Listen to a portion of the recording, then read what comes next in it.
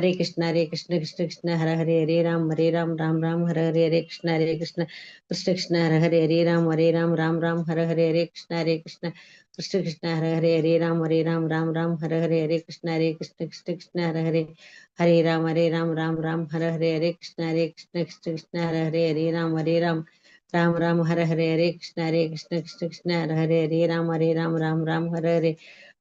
हरे राम कृष्ण कृष्ण हरे राम हरे कृष्ण कृष्ण हरे राम हरे कृष्ण कृष्ण हरे राम हरे कृष्ण कृष्ण हरे राम हरे कृष्ण कृष्ण हरे राम हरे कृष्ण कृष्ण हरे राम कृष्ण कृष्ण हरे कृष्ण कृष्ण कृष्ण हरे राम हरे कृष्ण कृष्ण हरे राम हरे कृष्ण कृष्ण राम हरे कृष्ण कृष्ण राम हरे कृष्ण राम हरे कृष्ण हरे राम हरे कृष्ण हरे राम हरे कृष्ण कृष्ण हरे राम कृष्ण कृष्ण हरे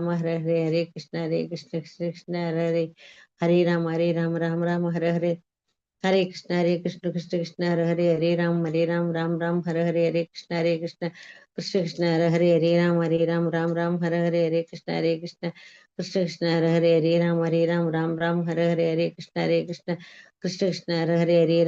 कृष्ण कृष्ण हरे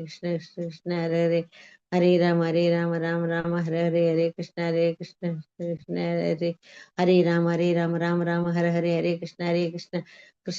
कृष्ण कृष्ण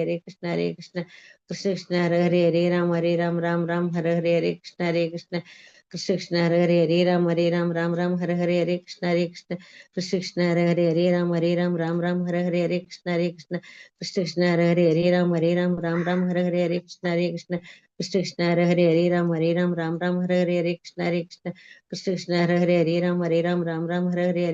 कृष्ण कृष्ण हरे कृष्ण कृष्ण हरे कृष्ण हरे कृष्ण हरे कृष्ण हरे कृष्ण राम हरे हरे कृष्ण माताजी, प्रणाम हरे माताजी, हरे कृष्णा. कृष्ण माता जी ஹரே கிருஷ்ணா. இன்னைக்கு காலையில ஷார்ட் பாகவதம் கிளாஸ்க்கு வந்திருக்கக்கூடிய அனைத்து பக்த கோடிகளையும் ஸ்ரீ ஸ்ரீ ராதா கோவிந்தா இஸ்கான் மேங்களூர் சார்பாக வருக வருக என்று வரவேற்கின்றோம். நம்ம இன்னைக்கு வந்து முதல் ஸ்கந்தம் 5வது அத்தியாயம் 15வது ஸ்லோகம் நம்ம இன்னைக்கு பார்க்க போறோம். ஹரே கிருஷ்ணா. जय राधा माधवा जय कुञ्ज बिहारी जय गोपी जनवल्लभा गिरिवाराधारी यशोदनन्दन व्रज जनरञ्जन यमुनातीरावनचारी हरे कृष्ण कृष्ण कृष्ण हरे हरे हरे राम राम राम हरे हरे हरे कृष्ण कृष्ण कृष्ण हरे हरे हरे राम राम राम हरे हरे हरे कृष्ण कृष्ण कृष्ण हरे हरे हरे राम राम राम हरे हरे हरे कृष्ण. ॐ नमो भगवते वासुदेवाय। ॐ नमो भगवते वासुदेवाय। ॐ नमो भगवते वासुदेवाय। नारायणं नमस्कृत्यं नरं चैव नरोत्तमं देवं सरस्वतीं व्यासं ततो जयं मुदीरयेत्। नष्टप्रायेषु अभद्रेषु नित्यं भागवत सेवया भगवते उत्तमश्लोके भक्तिर्भवति नैष्टिकी। कृष्णाय वासुदेवाय देवकीनन्दनाय च नन्दगोपकुमाराय गोविन्दाय नमो நமः. ஹரே கிருஷ்ணா. எல்லாருமே கூட சேர்ந்து வாசிங்க சொன்னதுக்கு அப்புறமா. ஜுகுப்சிதம் தர்ம கிருத்தேனு சாசதஹ. ஹரே கிருஷ்ணா, கேக்குதுங்களா?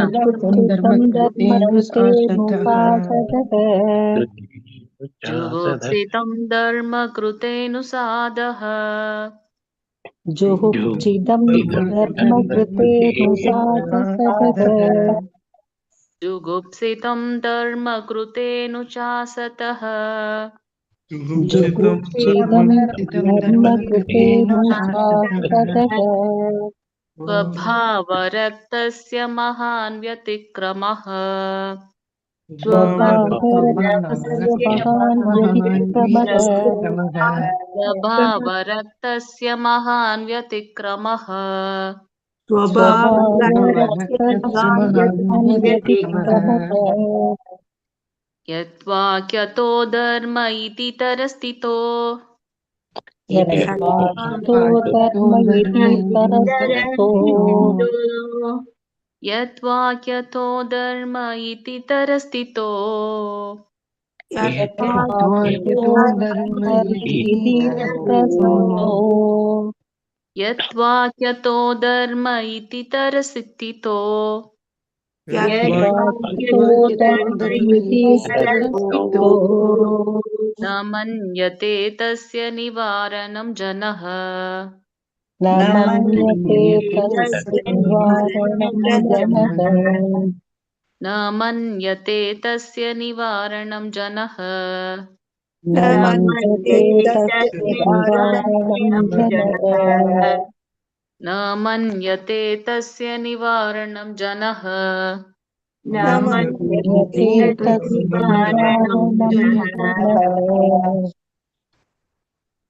हरे कृष्ण. और माताजी வாசிங்க word to word meaning. Hare Krishna. ஜுகுப்சிதம் நிச்சயமாக நிந்திக்கப்படுகிறது.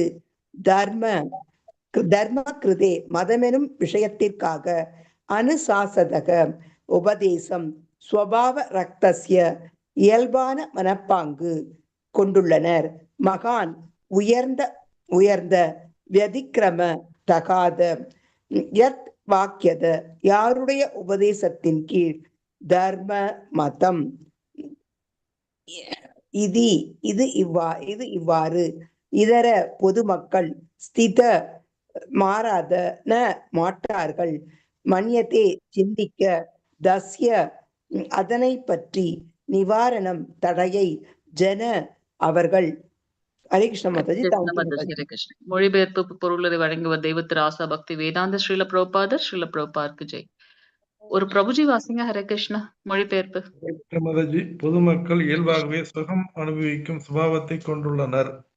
மேலும் மதம் எனும் பெயரில் நீர் அதற்கு தூண்டுகோலாகவும் இருந்திருக்கிறீர். இது நிச்சயமாக நிந்தனைக்குரியதும் தகாத செயலுமாகும். அவர்கள் உமது உபதேசங்களின்படி வழிகாட்டப்படுவதால் மதத்தின் பெயரில் அத்தகைய செயல்களை ஏற்றுக்கொள்வார்கள். தடைகளை பற்றி அவர்கள் கவலைப்பட மாட்டார்கள். ஹரே கிருஷ்ண மாதாஜி. ஹரே கிருஷ்ண பிரபுஜி. மாதாஜி ஒருத்தவங்க வாசிங்க பொருளுரை. ஹரே கிருஷ்ணா. ஹரே கிருஷ்ண மாதாஜி. ஹரே கிருஷ்ண மாதாஜி. பொருளுரை. மகாபாரதத்திலும் மற்ற இலக்கியங்களிலும் பலன் கருதும் செயல்களை கட்டுப்பாடுகளுக்கு ஏற்ப நிறைவேற்றுவது தெளிவாக விளக்கப்பட்டு உள்ளது. இந்நூல்களின் அடிப்படையில் தான் ஸ்ரீல வியாசதேவர் வெவ்வேறு வேத இலக்கியங்களை தொகுத்துள்ளார். இது நாரதரால் இங்கு கண்டிக்கப்படுகிறது.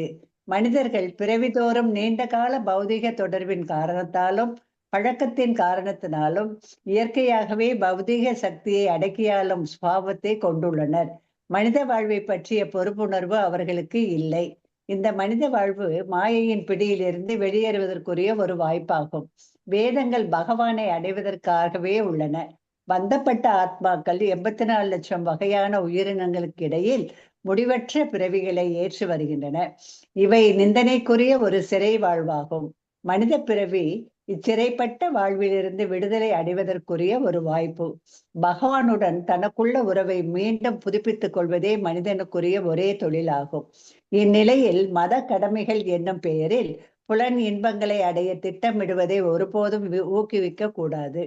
மனித சக்தியை அவ்வாறு திருப்புவதானது வழிதவறி செல்லும் நாகரிகத்தை விளைவிக்கும். மகாபாரதம் முதலான நூல்களில் உள்ள வேத விளக்கங்களுக்கு ஸ்ரீல வியாச தேவர் தான் பிரமாணமாவார். மேலும் ஏதோ ஒரு விதத்தில் புலன் இன்பத்தை அவர் ஊக்குவித்திருப்பது ஆன்மீக முன்னேற்றத்திற்கு பெரும் தடையாகும். ஏனெனில் பௌதீக பந்தத்தில் ஆழ்த்திவிடும் பௌதீக செயல்களை துறக்க சம்மதிக்க மாட்டார்கள். ஒரு குறிப்பிட்ட காலத்தில் மதம் என்னும் பெயரில் இத்தகைய பௌதீக செயல்கள், யாகம் என்னும் பெயரில் மிருகங்களை பலியிடுவது தீவிரமடைந்த போது பகவான் புத்தராக அவதரித்து மதத்தின் பெயரில் செய்யப்படும் மிருக பலியை நிறுத்துவதற்காக வேதங்களின் பிரமாணத்தை மறுத்தார். இதை முன்னதாகவே கண்டறிந்த நாரதர் இத்தகைய இலக்கியங்களை உபயோகமற்றவை என ஒதுக்கினார். மாமிசம் உண்பவர்கள் மதத்தின் பெயரில் ஏதோ ஒரு தேவர் அல்லது தேவதையின் முன் இன்னும் தொடர்ந்து மிருக பலியை செய்து வருகின்றனர். ஏனெனில் சில வேத நூல்களில் இத்தகைய கட்டுப்பாடான யாகம் சிபாரிசு செய்யப்பட்டுள்ளது. மாமிசம் உண்பதை ஊக்குவிக்காத முறையில் அவை சிபாரிசு செய்யப்பட்டுள்ளன. ஆனால் அத்தகைய மத சடங்குகள் படிப்படியாக மறக்கப்பட்டு கசாப்பு கூடங்கள் முக்கியத்துவம் பெற்றுவிட்டன. உண்மையில் வேத சடங்குகளை விவரிக்கக்கூடிய நிலையில் உள்ள மற்றவர்களிடமிருந்து கேட்டறிய மூடர்களான பௌதிகவாதிகள் அக்கறை கொள்ளவில்லை என்பதுதான் இதற்கு காரணமாகும். பல நூல்களை ஹரே கிருஷ்ண மாதாஜி. தேங்க்யூ மாதாஜி. ஹரே கிருஷ்ண மாதாஜி. தேங்க்யூ மாதாஜி. பிரபுஜி ஒருத்தவங்க வாசிங்க. ஹரே கிருஷ்ணா.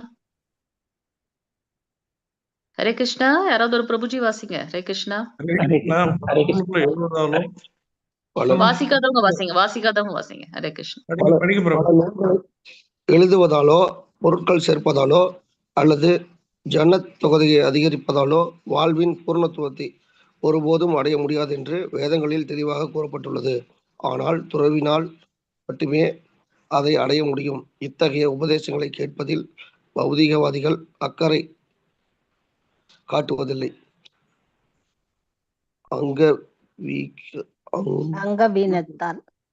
அங்கவீனத்தால் வாழ்க்கை தேவைகளை சம்பாதிக்க இயலாதவர்களுக்கு அல்லது குடும்ப வாழ்வில் வெற்றியடைய தவறியவர்களுக்குத்தான் இந்த பெயரளவிலான துறவு வாழ்வு தேவைப்படுகிறது என்று அவர்கள் கருதுகின்றனர்.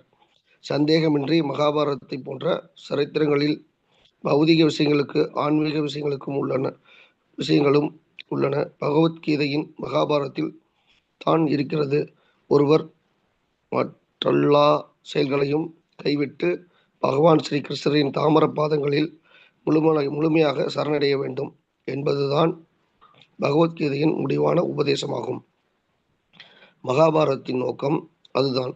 ஆனால் பௌதீக தன்மைகளை கொண்டவர்கள் மகாபாரதத்தின் முக்கிய விஷயமாக உள்ள பகவத்கீதையின் கருத்து சொல்வதற்கு பதிலாக அதில் குறிப்பிட்டுள்ள அரசியல், பொருளாதாரம் மற்றும் பொதுநல சேவை ஆகியவற்றால் அதிகமாக கௌரவப்படுகின்றனர்.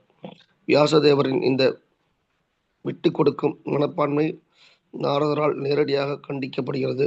பகவானுடன் நமக்குள்ள நித்திய உறவை உணர்ந்து தாமதமின்றி அவரிடம் சரணடைவதுதான் மனித வாழ்வின் முக்கிய தேவையாக இருக்கிறது என்பதை நேரடியாக குறிப்பிடும்படி நாரதர் அவருக்கு அறிவுரை கூறினார். ஹரே கிருஷ்ணா பிரபு. தேங்க்யூ பிரபு. மாதாஜி ஒருத்தவங்க வாசிங்க. ஹரே கிருஷ்ணா. ஒரு குறிப்பிட்ட வகையான நோயால் துன்புறும் நோயாளி ஒருவன் அவனால் தவிர்க்கப்பட வேண்டிய உணவுகளை உண்பதில் எப்பொழுதுமே ஆவலாக உள்ளவனாக இருக்கிறான். சாப்பிடக்கூடாத உணவை அவன் கொஞ்சமாக சாப்பிடலாம் என்று மருத்துவ நிபுணர் அவனுக்கு விட்டு கொடுப்பதில்லை. பலன் கருதும் செயலில் பற்று கொண்டுள்ள ஒருவனை அவனுடைய தொழிலை செய்வதிலிருந்து தடுத்து விடக்கூடாது. ஏனெனில் அவன் படிப்படியாக தன்னுணர்வு நிலைக்கு உயர்த்தப்படக்கூடும் என்று பகவத்கீதையில் கூறப்பட்டுள்ளது. ஆன்மீக தன்னுணர்வை பெறாத வரட்டு தத்துவவாதிகளுக்கு சில சமயங்களில் இது பொருந்துவதாக இருக்கிறது. ஆனால் பக்தி வழியில் உள்ளவர்களுக்கு அவ்வாறு அறிவுரை கூற வேண்டிய அவசியம் இல்லை. ஹரே கிருஷ்ண மாதாஜி. ஹரே நன்றி கிருஷ்ணா. மாதாஜி. ஹரே கிருஷ்ணா. ஓம் நமோ பகவதே வாசுதேவாய. ஓம் நமோ பகவதே வாசுதேவாய. ஓம் நமோ பகவதே வாசுதேவாய. ஓம் அஜ்ஞானதிமிராந்தஸ்ய ஞானாஞ்சனशलाकया चक्षुरुन्मीलितं येन तस्मै श्रीगुरवे नमः. श्रीचैतन्यमनोभीष्टं स्थापितं येन भूतले स्वयं रूपकथा मह्यं ददाति स्वपदान्तिकम्. वन्देऽहं श्रीगुरु श्रीयुतपदकमलं श्रीगुरुन् वैष्णवां च श्रीरूपं साग्रजातं सहगण रघुनाथान्वितं तं सजीवं साद्वैतं सावधूतं परिजनसहितं श्रीकृष्णचैतन्यदेवं श्रीराधाकृष्णपदान् सहगणललिता श्रीविशाखान्वितां च. हे कृष्णा करुणा सिन्धु दीनबन्धो जगद्पदे गोपेश गोपिका कान्त राधाकान्त नमस्तुते. तप्त काञ्चन गौराङ्गी राधे वृन्दावनेश्वरी वृषभानुसुते देवी प्रणमामि हरिप्रिये. वाञ्छकल्पतरुभ्यश्च कृपा सिन्धुभ्येव च पतितानां पावनेभ्यो वैष्णवेभ्यो नमो नमः. नमो महावदन्याय कृष्णप्रेमप्रदायते कृष्णाय कृष्णचैतन्य नाम्ने गौरत्विषे नमः. नमो ब्रह्मण्यदेवाय को ब्रह्मणहिताय च जगत्हिताय कृष्णाय गोविन्दाय नमो नमः. गुरवे गौरचन्द्राय राधिकायै ततालये कृष्णाय कृष्णभक्ताय तद्भक्ताय नमो नमः. नमो विष्णुपादाय कृष्णपृष्ठाय भूतले श्रीमते भक्तिवेदान्तस्वामिन्नति नामिनि. नमस्ते सरस्वते देवे गौरवाणी प्रचारिणी निर्विशेष शून्यवादी पाश्चात्यदेशधारिणी. जय श्री कृष्ण चैतन्य प्रभु नित्यानंद श्री अद्वैत गदाधर श्रीवासादि गौर भक्त वृंद. हरे कृष्णा कृष्ण कृष्ण हरे हरे हरे राम राम राम हरे हरे. ஹரே கிருஷ்ணா. ஸோ நம்ம இங்க வந்து நாரத ரிஷிக்கும் வியாசதேவருக்கும் நடக்கிற உரையாடலை பார்த்துட்டு இருக்கோம். ஸோ வியாசதேவர் கொஞ்சம் மன கஷ்டத்தோட இருக்கார். இன்னும் நம்ம வந்து பக்குவப்படலையோன்றதுக்கு அதுக்கு என்ன காரணம்ன்றத உடனடியாக உணர்ந்து நாரத ரிஷி வந்து வியாசதேவருக்கு சொல்றார்.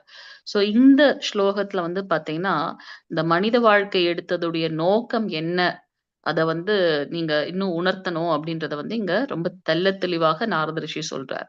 ஜூ குப்சிதம் நிச்சயமாக நிந்திக்கப்படுகின்றது. எது நிந்திக்கப்படுகின்றது?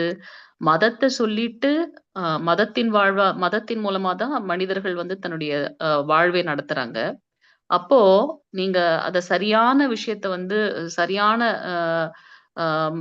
அந்த விஷயங்களை வந்து சொன்னாதான் மக்கள் வந்து அதை ஃபாலோ பண்ணுவாங்க. இல்லைன்னா மதன்ற பேர்ல தான் தோன்றித்தனமாக அவங்க வாழக்கூடிய நிலைமை உண்டாகலாம் அப்படின்றத இங்க எச்சரிக்கின்றார். சோ எது இங்க நிந்திக்கப்படுகின்றது அப்படின்னாக்கா தர்மத்தின் பெயரை சொல்லிட்டு தவறான விஷயங்கள்ல மக்கள் வாழக்கூடிய நிலை வரலாம் அப்படிங்கிறார். நம்ம பகவானுடைய அங்கம் இல்லையா? பகவான் வந்து விபு ஆத்மா, நம்ம அணு ஆத்மா, ஜீவாத்மானா அப்ப ஏன் நம்ம பகவானோட அங்க இல்லாம இந்த பௌதிக லோகத்துல இருக்கோம்? யாராவது சொல்லுங்க பார்க்கலாம். பகவானுடைய அங்கம் நம்ம, அப்ப பௌதிக லோகத்துல எதுக்காக நம்ம வந்து அடப்பட்டு இருக்கோம்? நம்முடைய ஆசையால இங்க வந்துடுறோம் மாதாஜி. நம்ம ஆசைகள். தேங்க்யூ மாதாஜி. சோ பகவானுடைய அங்கம் தான் நாம. ஆனா பகவான் நமக்காக ஒரு எலிஜிபிளான ஒரு இண்டிபெண்டன்ஸ் கொடுத்திருக்காரு. அந்த சுதந்திரத்தை நம்ம அதீதமாக பயன்படுத்தினோம் இல்லையா? அவர் வந்து ரிஷிகேஷர், அனைத்திற்கும் கட்டுப்பாட்டாளர், அனுபவிப்பாளர். ஆனா அவரை போலவே நானும் அனுபவிக்கணும்னு நினைச்சதுனால பகவான் என்ன பண்ணிருக்கார், நமக்கு வந்து இந்த மாயையான உலகத்தை கொடுத்து நமக்கு அமைச்சிருக்கார். ஆனா நம்ம இதுலயே அடைபட்டுட்டு இருக்க கூடாது. நம்மளுடைய நித்தியமான லோகம் பகவானுடைய இந்த கோலோக விருந்தாவனம். சோ அப்ப நம்ம அங்க போறதுக்கு உண்டான வழிகளை பார்க்கணும். நம்ம 84 லட்சம் ஜீவராசிகளாக நம்ம அந்த ஜீவாத்மா நித்தியமானது 84 லட்சம் உயிரினங்களாக நம்ம பிறக்கிறோம்னு சொல்றோம். அப்ப இந்த மதம் என்பது என்ன? இது வந்து ஒரு ரூல் புக், சாஸ்திரம். ஒரு மனிதனாக நம்ம பிறந்துட்டோம், எப்படி நம்மளுடைய வாழ்க்கைய நடத்தணும்ன்றதை காட்டுறதுதான் இந்த மதம், அந்த சாஸ்திரங்கள். அப்ப அதுல சரியான விஷயத்த சொன்னாதான் நம்மள வந்து மனிதர்களை வந்து வழிகாட்ட முடியும். வியாசதேவர் பகவானுடைய பகவானுடைய அவதாரம் அப்படின்னு பாக்குறோம். சக்தி ஆவேஷ அவதாரம். ஸ்ரீமத் பாகவதம் இலக்கிய அவதாரம் பாக்குறோம். சோ நமக்கு வந்து இந்த அவர் சரியான வழியை காட்டினாதான் அந்த மனிதர்கள் வந்து ஒழுங்கான முறையில வாழ முடியும். ஏன்னா ஆல்ரெடி நமக்கு வந்து அந்த சுபாவம் இருக்கு. நானும் அனைத்தையும் அனுபவிக்கணும், இந்த ஜடலோகத்துல இருக்கிறத அனுபவிக்கணும்ன்ற இந்த சுபாவம் இருக்கு. அப்படி இருக்கும்போது அந்த மதம் மீண்டும் வந்து நமக்கு வந்து சரியான வாழ்க்கையின் நோக்கத்தை சொல்லல அப்படின்னா நம்ம என்ன பண்ணுவோம், மீண்டும் மீண்டும் இதுலயே உழன்று கொண்டே இருப்போம் அப்படின்றத நம்ம பாக்குறோம். அது இல்லாம மகாபாரதம் மற்ற இலக்கியங்களை அவர் வந்து தொகுத்து கொடுத்துட்டார். அப்ப பகவத்கீதையும் வந்து மகாபாரதத்துல இருக்கு. ரொம்ப தெளிவாக பிரபுபாதர் பொருளுரையில சொல்லியிருக்காரு. ஆனா பகவத்கீதையில வந்து கடைசியா அதோட சாரம் என்ன? பகவத்கீதையோடது எல்லா தர்மங்களையும் விடுத்து என்னிடம் மட்டுமே சரணடை அப்படிங்கிறார். சர்வ தர்மான் பரித்தியஜ மாமேகம் சரணம் ரஜ அப்படின்னு. சோ அனைத்து தர்மங்களையும் விட்டு என்னிடத்தில் மட்டுமே சரணடைன்னு சொல்றார். ஆனா மக்கள் என்ன பண்றாங்க? அதே பகவத்கீதையிலும் சரி, மகாபாரதத்திலும் சரி, மற்ற ஜட ரீதியான விஷயங்கள்ல தான் நாம நாட்டம் கொண்டு இருக்கோம். ஏன் அப்படின்னா அதுதான் இதோட சுபாவம். இந்த ஜடலோகத்துல இருக்கக்கூடிய மனிதர்களுடைய சுபாவமாக இருக்கு. அப்ப அவங்கள வந்து சரியான விதத்துல நம்ம வந்து வழிகாட்டணும். சோ அதற்குண்டான விஷயங்களை வந்து நீங்க சொல்லணும் அப்படின்றத சொல்றாரு. 8வது ஸ்லோகத்துல இருந்து 16வது ஸ்லோகம் வரைக்கும் அததான் வந்து அவர் இன்சிஸ்ட் பண்றார். என்னென்னலாம் தப்பு பண்ணியிருக்காரு வியாசதேவர், அதை வந்து எப்படி ரெக்டிஃபை பண்றதுன்றதுதான் இங்க சொல்றார். சோ முன்ன நம்ம பார்த்தோம், நீ புருஷார்த்தத்துக்கு மட்டுமே வந்து முக்கியம் கொடுத்திருக்கின்றாய் அப்படின்னு. அது போல இங்க சொல்றார். இப்ப மதத்தின் சார்பில் அவங்க என்ன பண்றாங்க, இப்ப வந்து மிருக பலி அதெல்லாம் வந்து கலியுகத்துல தடை செய்யப்பட்ட விஷயங்கள்ல இந்த யஜ்ஞமும் ஒண்ணு. ஏன்னா சரியான மந்திர உச்சாடனம், சரியான தூய்மையான பொருட்கள் அதெல்லாம் இல்ல. அப்போ நம்ம வேதங்கள்ல சொல்லப்பட்டிருக்கு, யஜ்ஞத்துல வந்து மிருக பலி கொடுக்கிறது எதற்காக அப்படின்னா அந்த உச்சாடனத்தின் மூலமாகவும் அவங்க அந்த மிருக உருவத்துல இருந்து அடுத்த உருவத்துக்கு அவங்க வந்து முன்னேறாங்க. அந்த ஆன்மீக முன்னேற்றம் அதுல இருக்கு. ஆனா இப்ப இந்த கலியுகத்துல என்ன பண்றாங்க, மிருக பலி கொடுத்து அந்த அந்த அதை உண்ணணும் அப்படின்ற ஒரு ஆசையை மதத்தின் மூலமாக அவங்க என்ன பண்றாங்க, அதை சாதித்துக் கொள்கின்றார்கள். நம்ம வந்து பகவானுக்கு வந்து மிருகபலி கொடுக்கிறோம், அவருக்கு வந்து மிருகபலி கொடுக்கிறோம், அதை பிரசாதமா நம்ம எடுத்துக்கிறோம் அப்படின்னு தன்னுடைய புலனின்பத்தை மதத்தின் சார்பில் அவங்க வந்து உபயோகப்படுத்தக்கூடிய தன்மை இருக்கு. சோ இததான் வந்து கண்டிக்கிறதுக்காக பகவான் புத்தராக அவதரித்து அந்த வேத பிரமாணங்களை வந்து வந்து கண்டிப்பாக வந்து விலக்கி விடுகின்றார் அப்படின்றதே நம்ம பார்க்கணும். சோ இதை முன்பே அறிந்த நாரத ரிஷி சோ மதத்தில் சார்பாக நம்ம சொல்லும் போது வாழ்க்கையோட நோக்கம் என்னன்றத வந்து ரொம்ப ஸ்ட்ராங்கா நீங்க சொல்லணும் அப்படின்றத சொல்றாரு. ஏன்னா நம்மளுடைய இது வந்து இந்த மனித பிறவின்றது வந்து ஒரு ஜங்ஷன் மாதிரி இல்லையா? சோ ஒரு இடத்துல இருந்து இன்னொரு இடத்துக்கு போனோம் அப்படின்னாக்கா அந்த அந்த சந்திப்புலதான் வந்து அவங்க வந்து நிர்ணயம் பண்றாங்க நான் எந்த இடத்துக்கு போகணும் அப்படின்னு. 84 உயிர்வாழியாக ஒரு ஜீவாத்மா பிறக்குதுன்னா அதுல உயர்ந்த நிலை வந்து மனித பிறவி. அரிது அரிது மானிடராய் பிறத்தல் இருந்து. அப்ப இந்த மனித உடல்ல எடுத்ததுக்கு உண்டான நோக்கம் என்ன? பக்தி செய்து பகவானிடத்துல நாமும் மீண்டும் செல்லணும் அப்படின்றதா வந்து இந்த மனித பிறப்போட நோக்கம். அதை சரியாக மிகவும் ஆழமாக சொல்லணும்ன்றதுக்காக தான் நாரத ரிஷி வந்து இங்க வியாசதேவருக்கு அதை வலியுறுத்துகின்றார் அப்படின்றத நம்ம இங்க பாக்குறோம். சோ அல்டிமேட்டாக இங்க வந்து என்ன சொல்லப்பட்டிருக்கு அப்படின்னாக்கா, உயர்ந்த மனிதனுடைய மனித வாழ்வோட நோக்கம் வந்து நிச்சயமாக மதத்துல வந்து ஸ்ட்ராங்காக சொல்லப்படணும், ரொம்ப ஆழமாக சொல்லப்படணும் அப்படின்றத இங்க சொல்லியிருக்காங்க. மற்ற விஷயங்கள் சொல்வது வந்து இங்க ஜுகுப்சிதம், அது வந்து நிச்சயமாக நிந்திக்கப்பட வேண்டிய விஷயம் அப்படின்றது இங்க சொல்லப்பட்டிருக்கு. அது மட்டும் அல்லாம இது வந்து ஒரு சிறைப்பட்ட வாழ்க்கை இல்லையா? இந்த பௌதீக லோகத்துல நாம பிறப்பெடுக்கிறது, மீண்டும் பிறப்பு இறப்பு சுழற்சியில மாட்டின்றது வந்து ஒரு சிறைப்பட்ட ஒரு வாழ்க்கை. சோ அதுல இருந்து விடுபடணும் அப்படின்னாக்கா நமக்கு வந்து சரியான ஒரு வழிகாட்டுதல் வேண்டும். அதனாலதான் இங்க வந்து குரு சீட பரம்பரையின் மூலமாக நம்ம ஃபாலோ பண்றோம்ன்றதெல்லாம் சொல்றோம். சோ ஏன் அப்படின்னாக்கா அவங்க அதை உணர்ந்தவர்கள், தன்னுணர்வு பெற்றவர்கள் சரியான வழியை நமக்கு காட்டுவாங்க. நீங்க அந்த ஸ்தானத்துல இருக்கீங்க வியாசதேவர். அப்ப நீங்க வந்து இந்த மனித சமூகத்தை சரியான விதத்தில் எடுத்துக்கொண்டு செல்ல வேண்டும் அப்படின்றதான் வந்து இங்க சொல்லப்பட்டிருக்கு அப்படின்றத நம்ம பார்க்கலாம். ஹரே கிருஷ்ணா. வேற ஏதாவது இதுல வந்து உங்களுக்கு சந்தேகங்கள் இல்ல கருத்துக்கள் இருந்தா சொல்லலாம். ஹரே கிருஷ்ணா மாதாஜி. இந்த புத்தரை எப்ப மாதாஜி அவதாரம் எடுக்கிறாரு?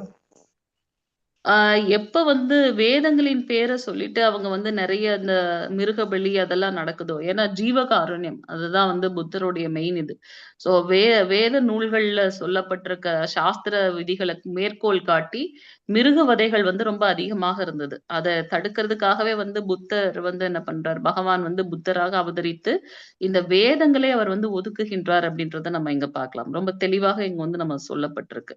அதே மாதிரிதான் வந்து நம்மளுடைய சைத்தன்ய மகாபுருடைய அவதாரத்துக்கு முன்பும் வந்து காளியோட பிரார்த்தனைகள்லாம் ரொம்ப அதீதமாக இருந்தது. அதனாலதான் அத்வைத ஆச்சாரியார் வந்து மனிதர்கள் வந்து வாழ்க்கை இந்த மனித நோக்கம் என்னன்றது தெரியாம வேற வேற வழிகள்ல செல்றாங்களேன்றதுக்காக தான் அவர் வந்து ரொம்ப தீவிரமாக பகவானிடத்துல பிரார்த்தனை செய்ய, பகவானே எப்படி பக்தி பண்ணணும்ன்றதை காட்டுறதுக்காக சைத்தன்ய மகாபிரபுவாக அவதரிக்கின்றார் அப்படின்னு நம்ம பாக்குறோம்.